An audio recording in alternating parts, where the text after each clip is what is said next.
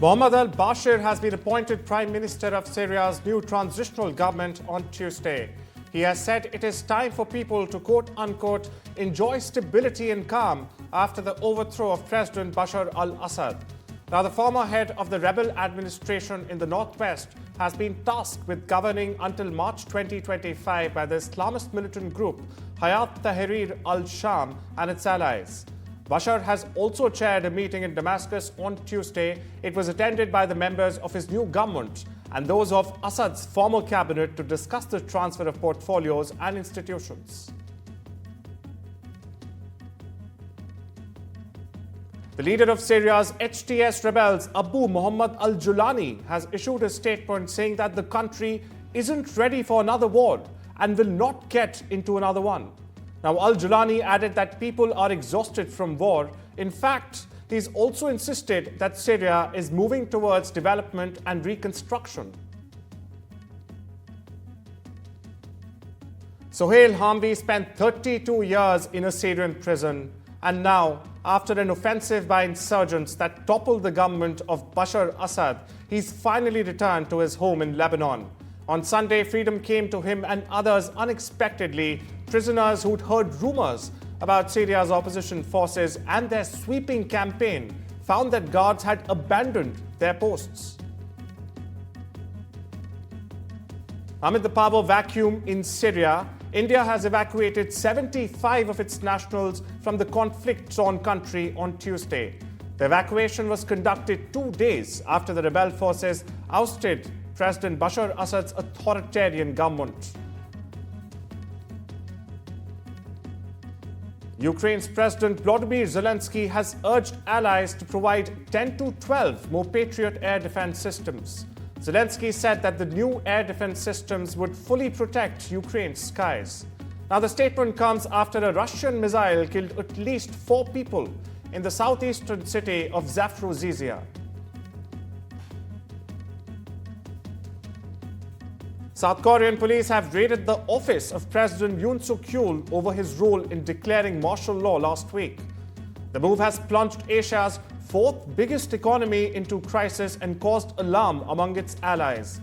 Local news agencies are reporting that the search is a part of an attempt by law enforcement agencies to establish whether Yoon's actions, supported by other senior figures in his administration, amount to insurrection. The crime does not carry presidential immunity and could very well even result in a death penalty. According to South Korea's prison authorities, former Defense Minister Kim Yong-hyun has attempted to end his own life while in custody. This, as a political crisis from the president's brief declaration of martial law continues to spiral. Now, Kim was detained in the capital Seoul on Sunday, days after President Yoon's stunning but short-lived declaration of martial law sparked widespread public anger in the country. Kim allegedly recommended the imposition of martial law and was the first figure detained over the case. He has resigned as the defense minister on Thursday.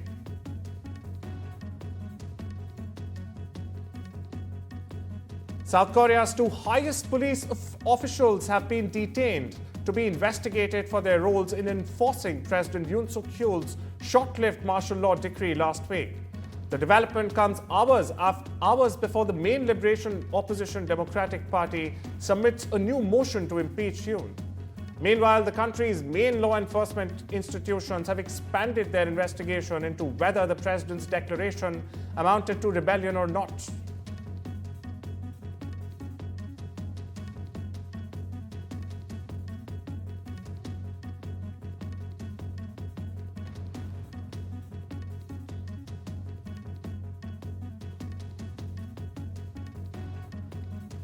The martial law crisis in North Korea is spiraling.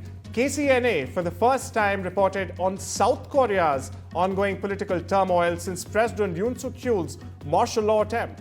Last week's shocking martial law order triggered concerns about a power vacuum and plunged Asia's 4th largest economy, a key US ally, into a constitutional crisis, sending shockwaves through diplomatic and economic fronts.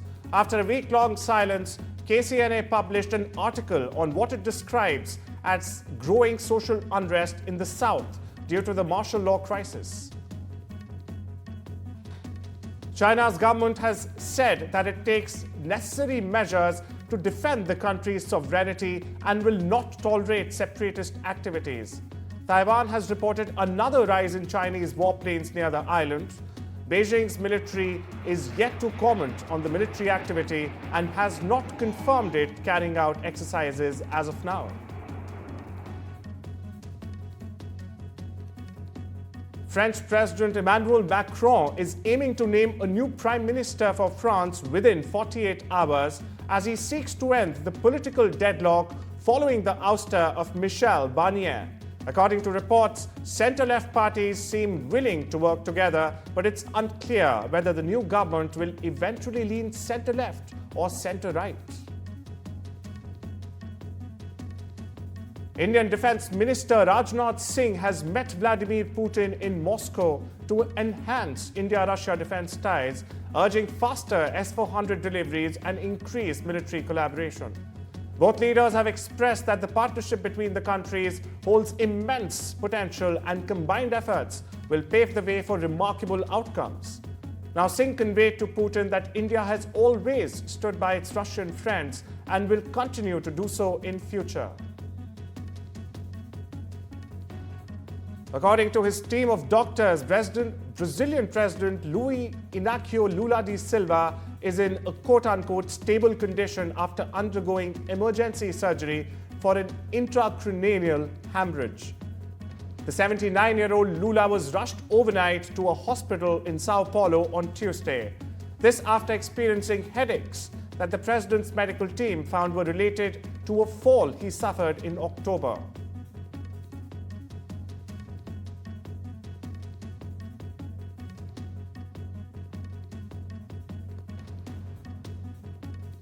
The 26-year-old accused of killing United Healthcare CEO Brian Thompson is being held without bail in Pennsylvania. This as he fights for extradition to New York, where the murder took place.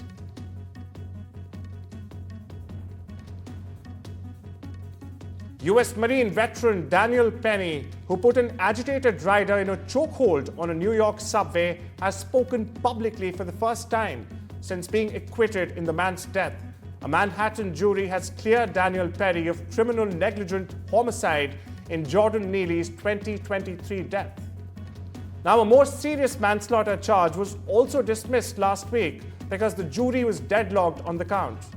The case amplified many American fault lines, among them race, politics, crime, urban life, mental illness, and homelessness. He was just threatening to kill people. He was threatening to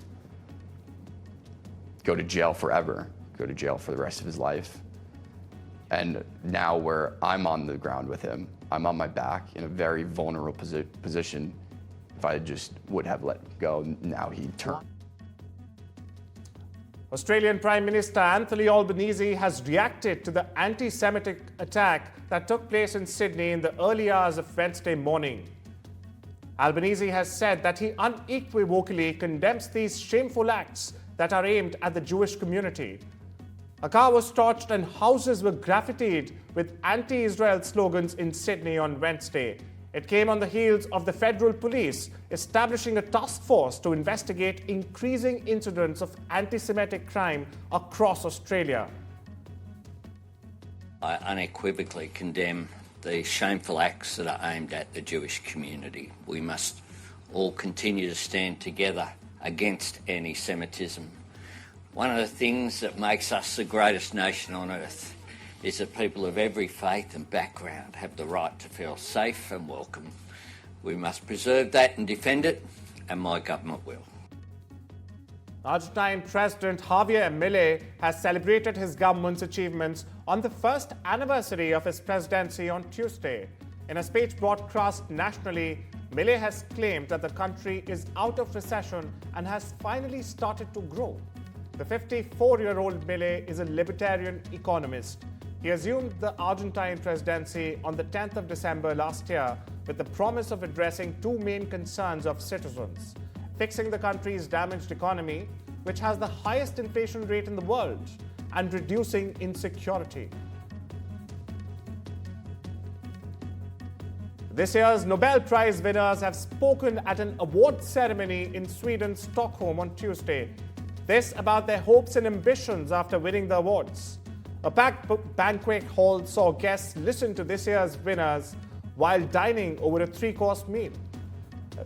There was a focus on artificial intelligence in two of the acceptance speeches, with Professor Geoffrey Hinton, the Nobel Prize winner for physics this year, telling the audience how AI is already creating problems. Listen in. In the near future, AI may be used to create terrible new viruses and horrendous lethal weapons that decide by themselves who to kill or maim.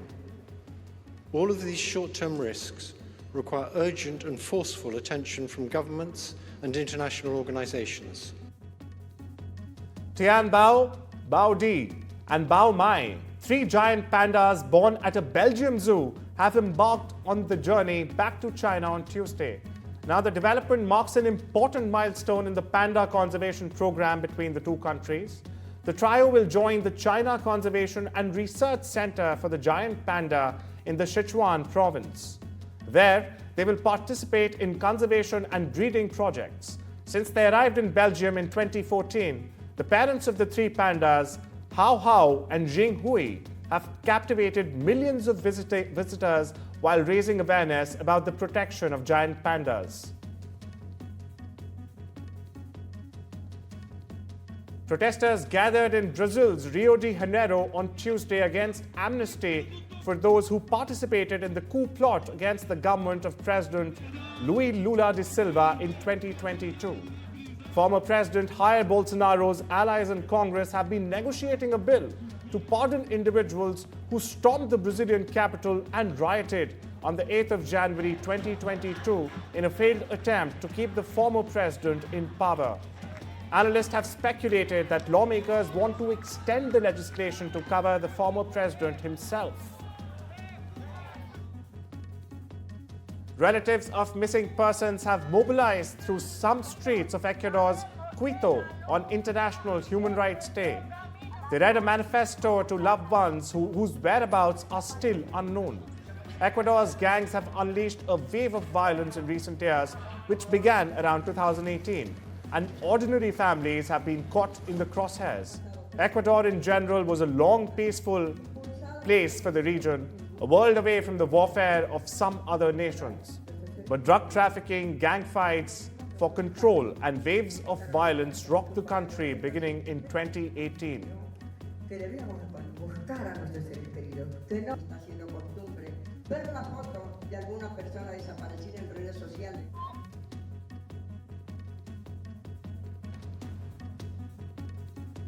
A landmark hearing at the International Court of Justice is underway on whether international law applies to nation-states in preventing climate change, and who pays for the damage is continuing in the Netherlands. 99 countries are taking part, with many smaller island nations hoping they can get a ruling against some of the world's largest polluters who they say are trying to quote-unquote avoid responsibility. The United Kingdom's Attorney General Richard Helmer acknowledged the plight of smaller countries and island nations. Listen in. Climate change is one of the defining challenges of our time. The science is clear. There is unequivocal evidence that human activity is leading the planet to warm at unprecedented rates. And the impact is equally clear. The profound effects of climate change fall on each and every state. Yet some states feel that impact far more than others. And the cruel irony is it is predominantly those states that are historically the lowest emitters that feel its greatest impact. The Bolivian Navy has added to its ranks a robot capable of discharging large amounts of water and combating wildfires. An artisanal robot named Errizo built by the Bolivian armed forces, will join its ranks in the fight against wildfires 2 months after fires ravaged at least 10 million hectares in the country. It can be taken right to the heart of the fire and can carry 3.8 tons of water to combat the fires. In September and October, Bolivia experienced the largest fires in 10 years, which led to President Arce's government to declare a national disaster due to the wildfires. Firefighters are battling a wildfire in California's Malibu that's prompting evacuations. Students sheltering at the library early Tuesday watched as the sky turned deep red. Los Angeles County Fire Department's officials are estimating that at least 2.8 square miles has been burned and structures have been threatened. The evacuation order encompasses around 6,000 people. Pepperdine cancelled classes and final exams for the delay, and there was a shelter-in-place order.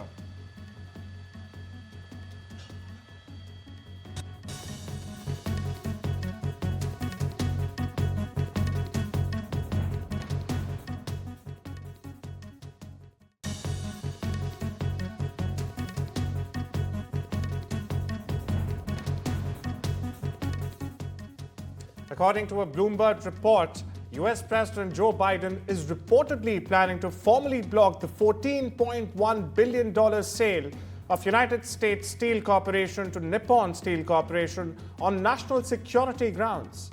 This, once the deal is referred back to him later this month.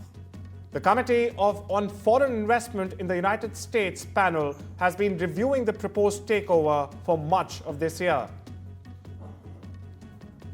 Google has reportedly asked the US government to break up Microsoft's exclusive agreement to host OpenAI's technology on its cloud servers.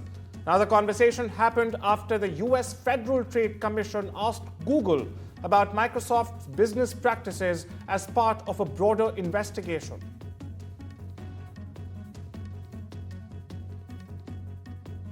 Auto giant General Motors has said it will end robotaxi development as its major-owned, money-losing cruise business. The decision comes as a blow to the ambitions of the largest US automaker, which had made the advanced technology unit a top priority.